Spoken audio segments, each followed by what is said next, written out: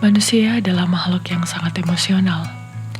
Kita merasakan segalanya, kegembiraan, kesedihan, kerinduan, kelelahan, dan tanpa kita sadari, emosi-emosi itu selalu mencari tempat untuk mendarat. Dan musik adalah salah satu tempat itu. Bukan tanpa alasan lagu favorit bisa membuat kita menangis dalam hitungan detik. Bukan kebetulan sebuah melodi bisa membawa kita kembali ke momen 10 tahun lalu, lengkap dengan baunya, warnanya, dan perasaannya. Musik juga berbicara langsung ke bagian dalam diri kita yang tidak bisa dijangkau oleh kata-kata biasa. Dan karena itulah, aku tanpa sadar mulai mengukur pengalaman rohaniku dengan standar yang sama. Kalau musiknya tidak menyentuh hatiku, apa Tuhan tidak hadir? Dan dulu menurutku ini bukan pertanyaan yang buruk. Ini pertanyaan yang sangat manusiawi. Dan itulah yang ingin aku ceritakan hari ini. Aku selalu merasa perasaanku lah yang paling penting. Sampai aku menyadari satu hal yang mengubah segalanya. Dulu aku sering membandingkan sensasi yang aku rasakan saat mendengar lagu favorit dengan apa yang aku rasakan saat menghadiri misa. Dan jujur, kadang lagu pop itu terasa lebih menyentuh.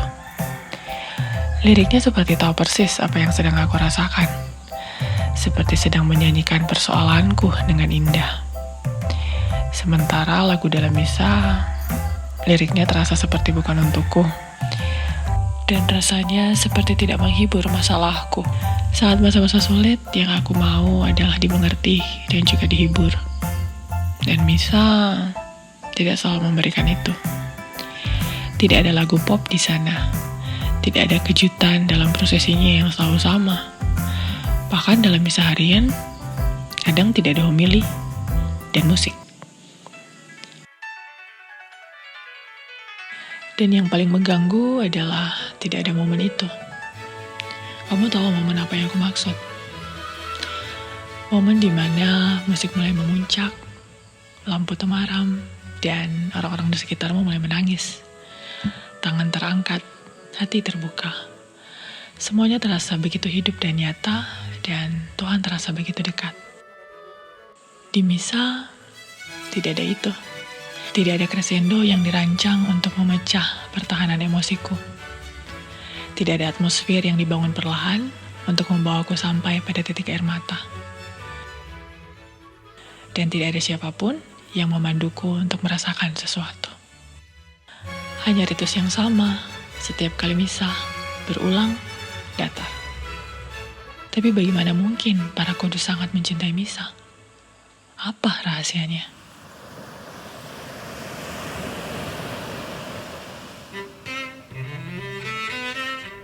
Tapi ada sesuatu yang tidak bisa aku jelaskan. Setiap kali aku pulang dari misa, bahkan di hari-hari ketika aku datang dengan hati yang berat, pikiran yang penuh, dan perasaan yang kosong, aku selalu pulang membawa damai. Yang sepertinya sudah lama tidak aku perhatikan. Tentunya bukan euforia, bukan juga haru yang meledak-ledak yang bisa langsung aku sadari. Tetapi sesuatu yang lebih dalam dari itu. Semacam kekuatan yang baru, semacam damai yang tenang, yang tidak bisa aku jelaskan dengan kata-kata. Dan aku mulai bertanya, dari mana ini datang? Sudah berapa lama ini terjadi? Mengapa aku tidak menyadarinya? Sampai akhirnya aku mengerti suatu hal yang penting ini. Lagu-lagu dalam misa ternyata tidak dirancang untuk menghiburku. Ia dirancang untuk membawa jiwa masuk ke dalam keheningan, masuk ke dalam hadirat Allah, dan masuk dalam penyembahan yang melampaui perasaan. Musik dalam liturgi juga bukan panggung atau pertunjukan yang dirancang untuk menghibur umat. Ia adalah doa yang dilakukan. Bahkan ada lagu-lagu seperti Gregorian yang struktur musiknya tidak sama seperti musik-musik biasanya. Di mana pada musik pop ada beat yang harus diikuti oleh penyanyi. Lagu Gregorian dinyanyikan mengikuti nafas penyanyi. Jadi, bukan penyanyi yang mengikuti lagu, tetapi lagu yang mengikuti penyanyi. Sehingga orang-orang yang bukan profesional sekalipun bisa menyanyikannya dengan baik. Dan kita tahu bahwa berdoa bukan soal meminta, tapi soal mencinta. Cara gereja menghadirkan nyanyian dalam liturgi inilah yang tanpa aku sadari telah memberikanku damai dan kekuatan itu. Dan yang paling penting, misa akan tetap indah meskipun tanpa lagu dan nyanyian. Karena misa adalah perayaan kurban Kristus yang menyelamatkan. Seiring waktu, aku belajar satu hal yang mengubah hidup rohaniku. Berhenti mengejar sensasi. Kejarlah Tuhan.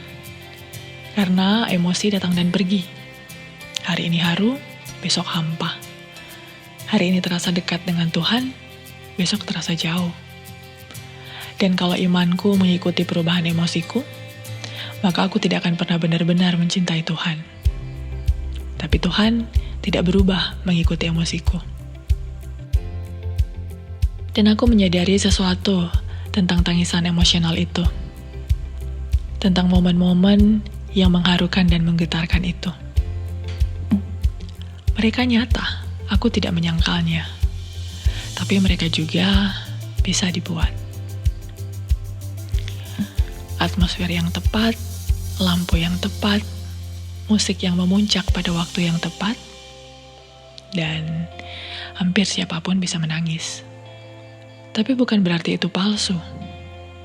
Tapi aku mulai bertanya, apakah ini perjumpaan dengan Tuhan, atau perjumpaan dengan diriku sendiri yang sedang terbawa suasana? Karena keesokan harinya, ketika musiknya berhenti, lampunya mulai terang, dan ketika kehidupan nyata kembali menghantam, perasaan itu pun ikut pergi. Dan aku kembali kosong seperti sebelumnya. Tapi damai yang aku bawa pulang dari misa itu berbeda. Bukan dari atmosfer, bukan dari tangisan, bukan dari musik yang memuncak, itu bertahan.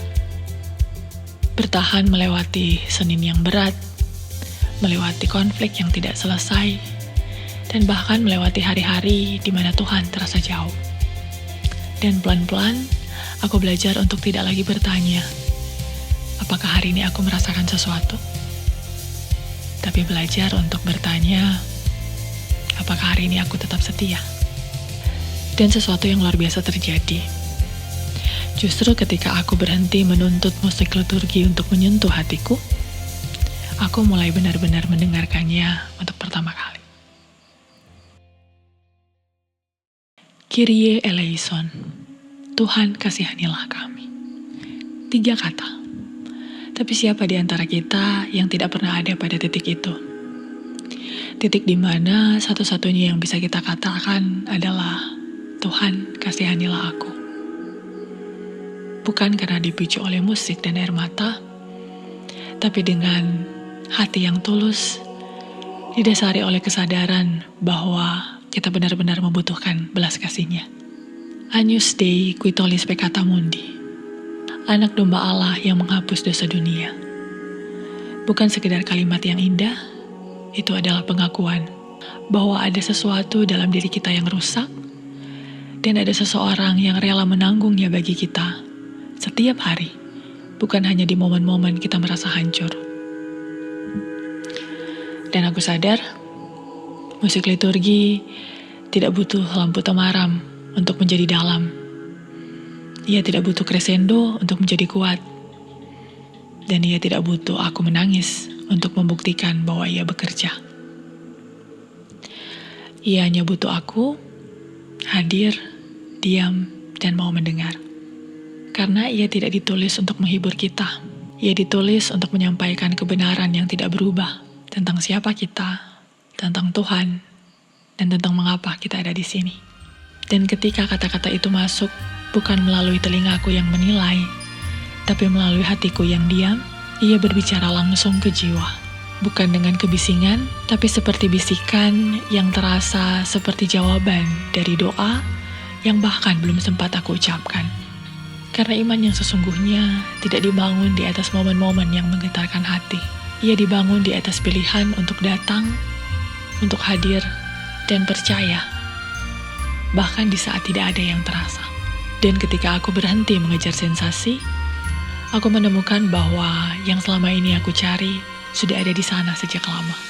Tersembunyi di balik kata-kata yang aku rasa tidak relevan dan berbicara pelan kepada mereka yang mau diam dan mendengarkan.